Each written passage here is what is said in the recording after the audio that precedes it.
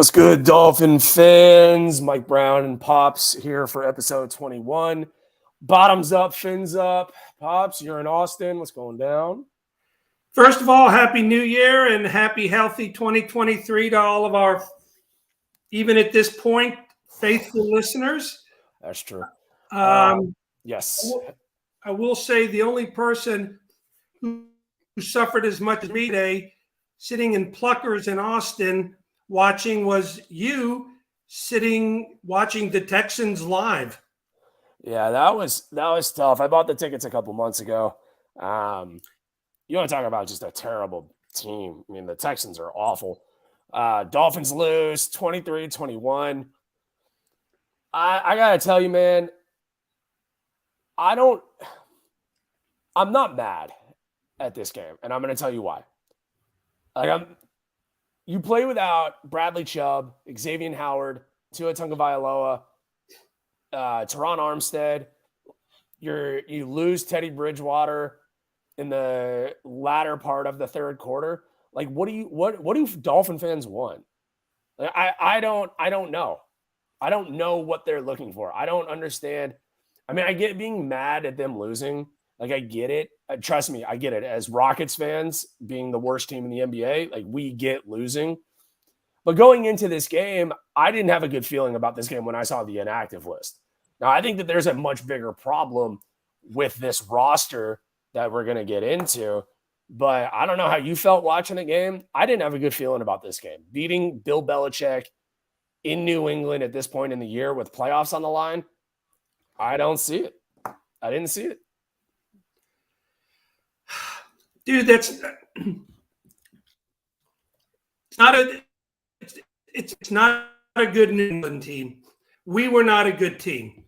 Bottom line is, and I made a list that hopefully we could keep it half positive, half questionable. When we ran the ball, we did well. Bridgewater did well. Bridgewater, once he did his bad thing, he was done, dude. This is the second game. And White Shoes and I had a long text conversation during the game. It's okay. He has a broken finger. I get it. But you know what? Tape the damn thing up and let's go. This is the second time this year that he quit on him. And I get it. You didn't have Armstead. I don't think he quit. That's not fair. You can't say he quit. You don't know that. Okay. No, you did, but you don't know that he did neither. I mean, you know what? He had a broken finger. To me, and White Shoes had a great point. If you can't throw the ball, what do you expect them to do? Okay, I get it. But you can't – there's a reason why he's been with 5 teams, okay? So let's get that out of the way. He's going to be gone. Done deal, okay? Even when Howard was in there this year, nothing special. But one of the things that really disturbed me was how many times we could not get off the field on third and long because of pass interference or holding. I get it. These two corners, you got to refresh are they both free agents or were they both low? Help me here. Keon Crossan was a free agent pickup, but he's playing out of position. He's a special teams guy. He's not a corner. Right. He's not a corner. Noah Ingambody sucks.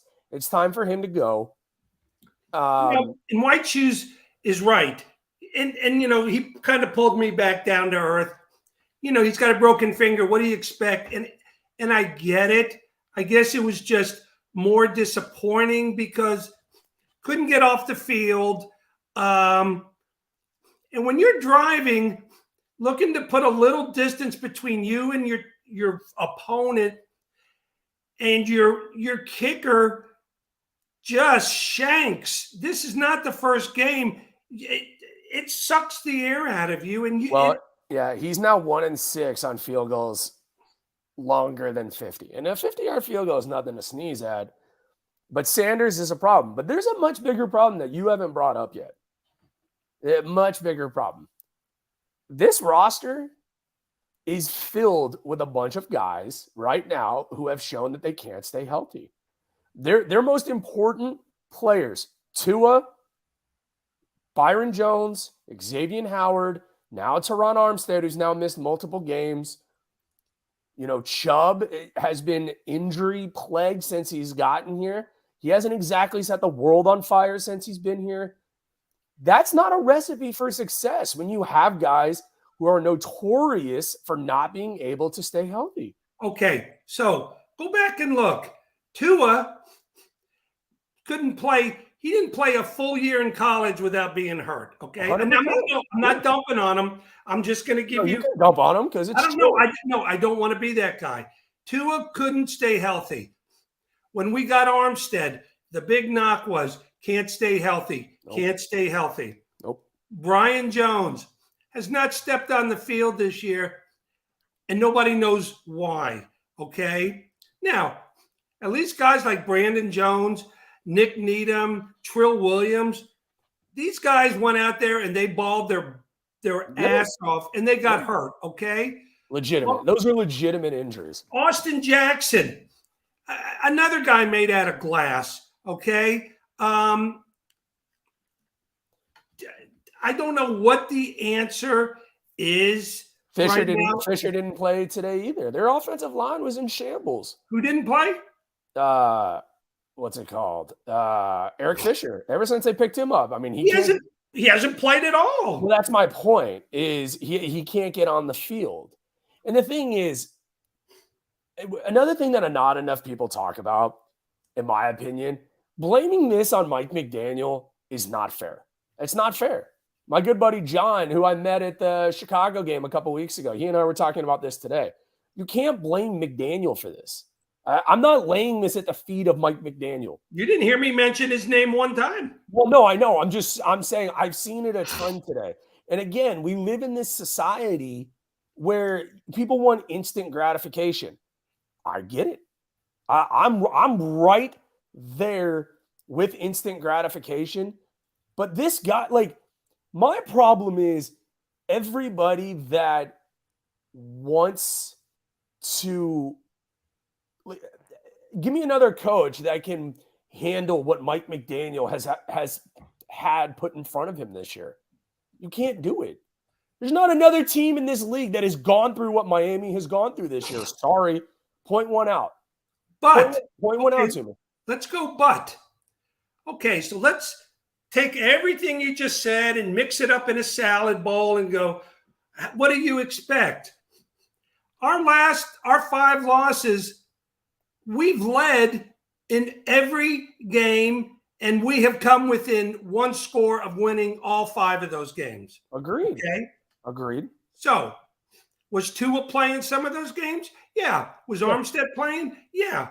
But other teams, okay, San Francisco, they're playing with they're playing with the Richie Cunningham lookalike guy who was the last guy taken. What's the difference? You know the difference. It's Shanahan. Shanahan's been in multiple NFC title games. The dude is legit. Mike McDaniel is legit. Now, the question's going to be, is it a fair question? No. Do I think it's going to happen? No. But there's a guy who's been linked to the Dolphins that the owner wants, and his name is Sean Payton. You can't do that.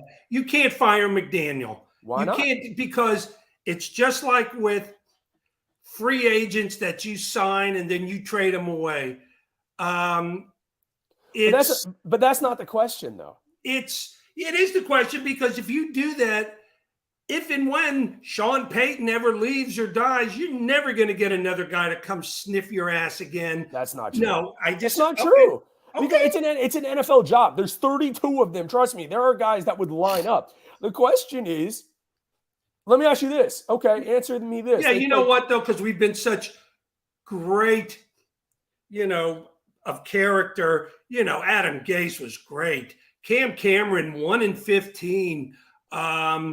You can argue. You know what? You can argue all you want about Brian Flores. Oh, here we go. Look. He won 10 games with much less. This is a talented roster when it's healthy. He was 1-8 last year to start off with a healthy roster. You lost to Jacksonville on the road in England, which was totally hadn't won a game. You lost to a crappy Colts team. You lost to a crappy Falcons team. Look, I'm not saying that I would hire Sean Payton. I'm not saying that. I know what you're saying. I'm saying the question is going to be raised, and it is a fair question. This is a Super Bowl winning coach that is available. And if you wanted to hire him, you could do it.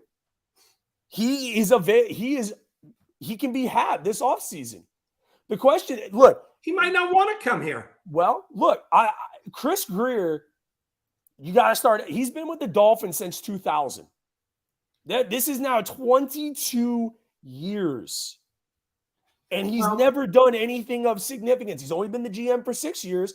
We haven't been to the playoffs. I read a good article today. Just go back. They were talking about Chris Greer. Go back to 2019. You remember what our first 3 picks were? We had 3 number 1 picks. You remember what they were? In 19? Tua Tagovailoa, whatever the hell his name is, Austin Jackson, and Noah. It was Noah. That's correct. Yep. Ding, ding, ding. Look, again, man, like, you can't have this roster. See, I see both sides of this thing. I mean, I'm frustrated by it. I don't lay this all at McDaniel's feet. I don't lay it all at McDaniel's feet. I don't lay this all on Tua, but Tua's a part of the problem. When he was there, the Chargers game and the 49ers game, he didn't look good. Now, the fourth quarter against the Packers. Well, he was dinged up by then. He was concussed. But the thing is, there's a real chance Tua Tagovailoa retires at the end of this season. Okay. I'm calling my shot right now. Right now. Because you have 3 concussions in a year and you have a kid. Sometimes it is bigger than sports. Like, people don't treat it. I mean, you're a dad. You know, you get it. Your kids are the most important. Well, DNA hasn't proved it, but I mean, that's fair. But that's my problem. Is people are not treating him like a human being. They're talking about him playing next week. There's no way he plays next week. Why? I don't see. Why? Because I don't see it. You have 3 concussions in less than a season, and you're going to come back for a game. Look, if he's healthy, if the doctors clear him and he says he wants to play, I don't know what you do. The Dolphins are in a lose-lose situation there. If you play them, they're going to get crucified. Not that it matters, but they will be crucified if they let him play next week. And what if we win? And what if we then go to Kansas City and win? And then I'm playing Cinderella's castle. The Bills need to win next week, which I think they're going to. The Bills need that game next week. I've got my format ready to go, so don't steal my thunder. Well, no, it's simple. I mean, the Bills have to win and we have to win. Both of those things happen. We're in the playoffs. Okay.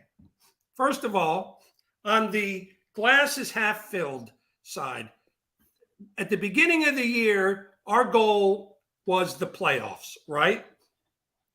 Yeah. After everything that has happened, we suck. New England sucks. Santinello's right. The guy from Buffalo's had 6 concussions and he's playing. Anyway. I'm not saying it's right. I'm not saying it's wrong. But even after all of this, you got to protect Buffalo plays Cincy tomorrow night. Buffalo has to win to stay up with Kansas City for home field advantage. Buffalo loses. They are now tied with Cincinnati for second, and they have to win next week to stay ahead of Cincinnati. So, to me, I don't think there's a question in anybody's mind, is Buffalo going to roll over and play dead? Not at all. Not in Buffalo, not with what's at stake. The question is, can we come out to our home field, which is going to have more Jets fans than Dolphins fans, and lay it out? Can we just lay it on the line?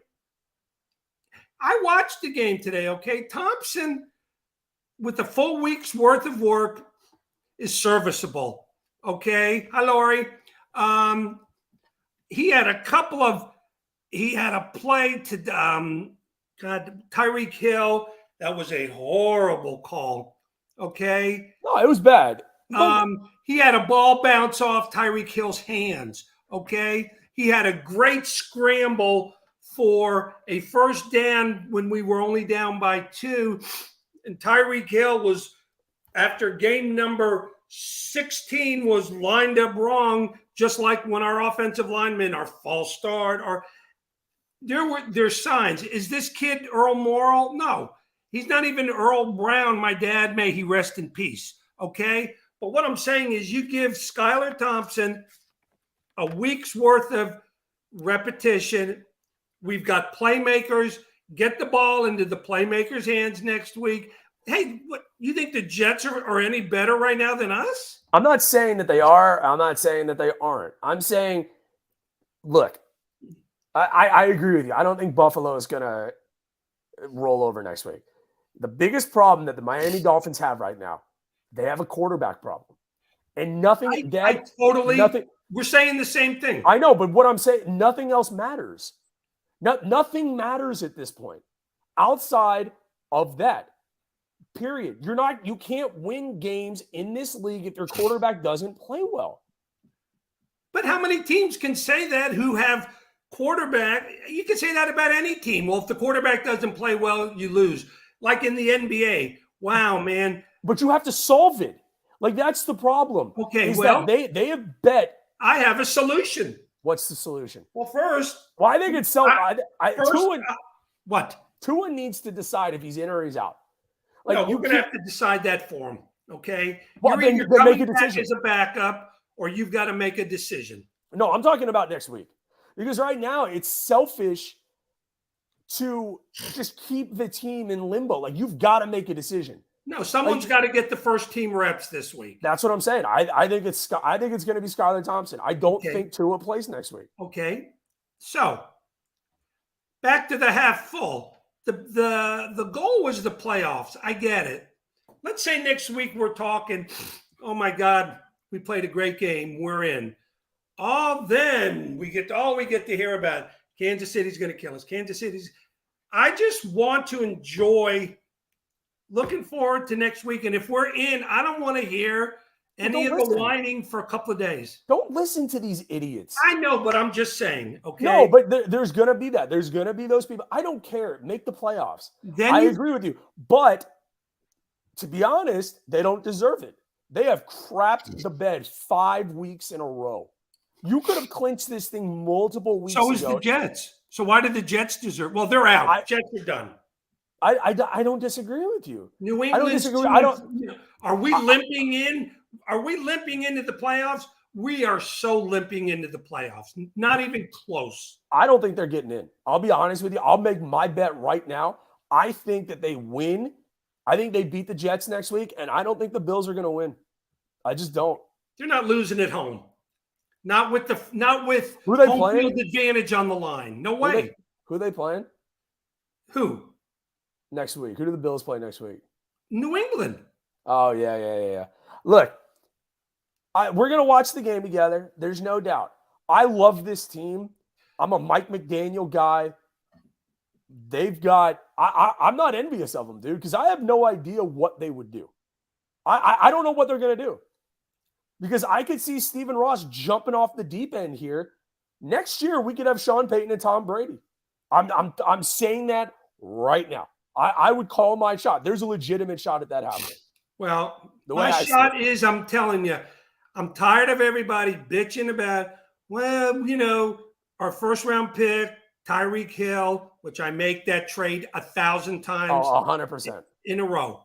Well, 100%. But the Bradley Chubb deal is it's inconclusive. We don't know. But I'm going to tell you right now, there's a quarterback, and I know you don't like him, and I know most of the people, oh my God. Derek Carr is sitting at home for the rest of the year. You could get Derek Carr for a third or fourth round pick. He's missed 2 games in his entire career. He's tough. He plays hurt, and he can wing it. What is wrong with that alternative? Everyone in this guy's draft class is in the playoffs, and even the Jacksonville Jaguars have Trevor Lawrence getting ready to clinch. What else do you guys need to know that I haven't told you? I don't get that comment. What guy's draft class? Who's he talking about? He's talking the Herbert and Tua and what was it, Jalen Hurts, I guess. Like, but that's the thing. I mean, coaching. It's coaching. Plus, I don't count the Jacksonville Jaguars. Like, congrats, you won the AFC South. That division is terrible. I mean, it's awful. I mean, the Dolphins play in arguably what, the second toughest division in football. What about Tampa winning with an 8-8 record, the division? What is that? Well, exactly. I mean, they have Tom Brady. Brady. Well, and that's the thing, is that, again, it all comes down to quarterback play. Nothing else matters. Nothing. In Caps for Life, we're agreeing with you. Yeah. We're just trying to come up with an alternative to something to where it's not coaching. Like, I'm sorry, it's not coaching. Like, what's up, Bobby? I really don't know. Hey, Bobby. I don't understand what people want from McDaniel. Like, I genuinely, you want him to run the ball. They ran the ball 26 times today.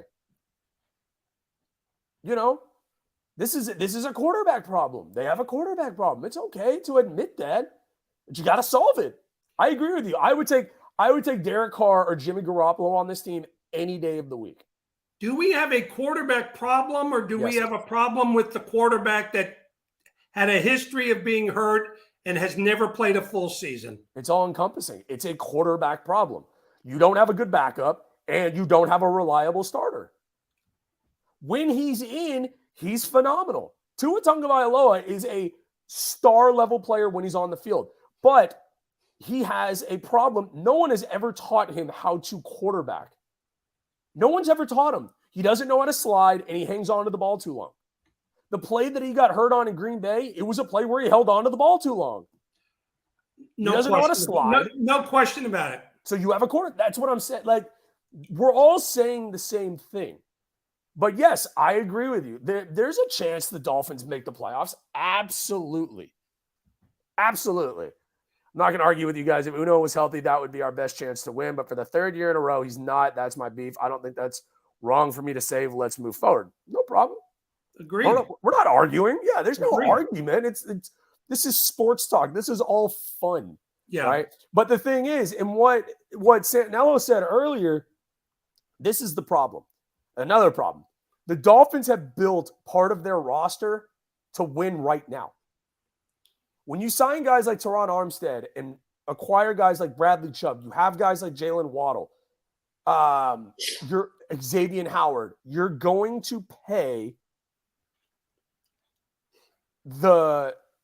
these guys. You need a win. You have to have a win now mentality. Don't be shocked if they miss the playoffs. I'll also go out on a hot take here. They're going to fire Greer. If they miss the playoffs next weekend, they will fire Chris Greer. I have no problem with that. Would you? Let me ask you a question. Regardless of a win next week, would you fire Chris Greer? If the what?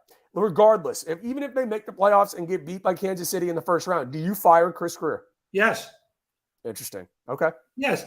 And I'll tell you what this reminds me of is back in 95, Shula's last year, where most of y'all were just running around in diapers, and they were so desperate before he retired to get him a Super Bowl. And they signed all these guys, Steve Entman and Gary Clark. And I mean, they went out. I understand what you're saying about a trying to win now mentality. I get it. But a lot of these guys they've reached out to, it's not like these guys are 34 or 35 or 45 like Tom Brady. You know, Armstead, 5 years, okay? Now, Brian Jones, I would love to know one day, that guy, you got to cut him. Okay, that guy's gone. He's got to go. Unless he's in some Russian prison. Okay, you know, you lost your secondary depth, and you got to admit about Howard. Even when he was in this year, he got toasted quite a bit. I agree. Look, I totally agree. And Raheem Mostert, legit running back. The kid is solid. He's not a workhorse. This team is in desperate need of a guy that you give the rock to 25 to 30 times a game, maybe not that much, probably 20 to 25 times a game consistently, that can go get you tough yards, control the game. I got news for you. I'd re-sign Gesicki too.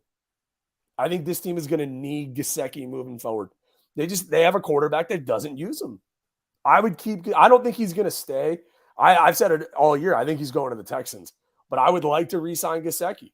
Yeah, there's something to shoot for. I'm going to go from the Dolphins to the Texans. Well, he's going to get paid. Dude, it's all about money. Somebody will pay him. He won't break the bank. A lot of money. No, he's going to get a lot of money because the Dolphins don't use him right now. They don't. But they did the other 3 years. He had over 50 catches. What's different?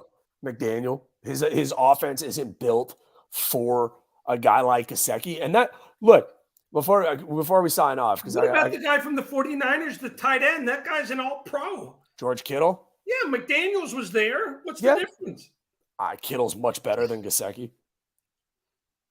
The last topic that we'll cover, because I do have to jet here in a few, is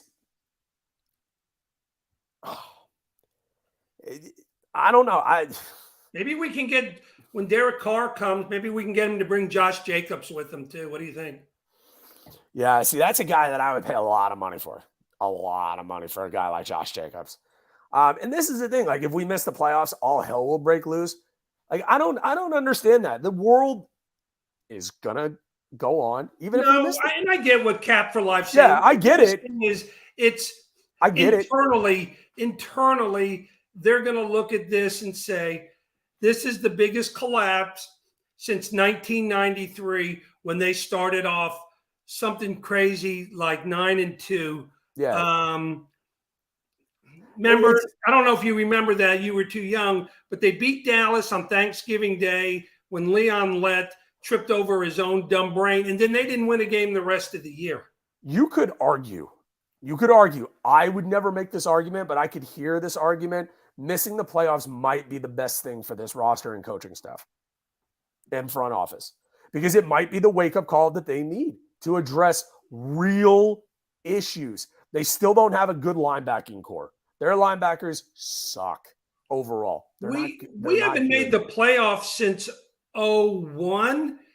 You don't think the last 21 years has been a wake-up call? Are you kidding?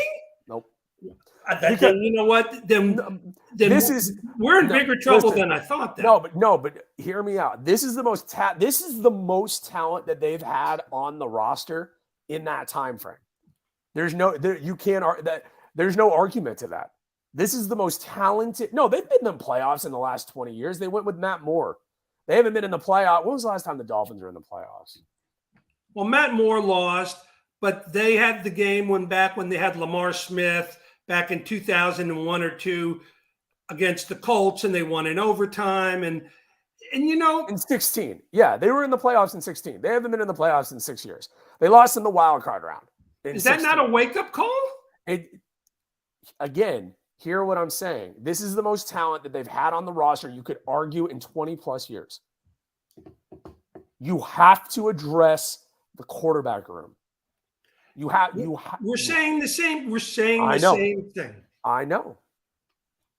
If we miss the playoffs and give Tua the starting job is the definition of insanity. But here's the thing. If you have to make that choice. Now, the great news about the Tua Tagovailoa situation is that he's not on a long-term contract. It's not like this guy is locked into some 5-year, $200 million extension.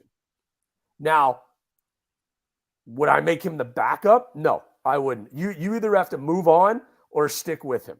That's what you have to do. And you got to bolster the offensive line. The offensive line, good start. Love Teron Armstead. Love Connor Williams.